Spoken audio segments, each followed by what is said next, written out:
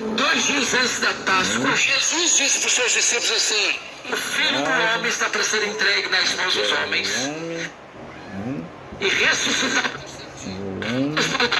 Todos os homens pensam que eles estão no controle da situação.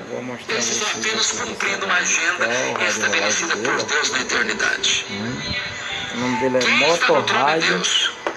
Quem tem as rédeas da história é Deus. Nada nem ninguém pode contrariar os planos de Deus.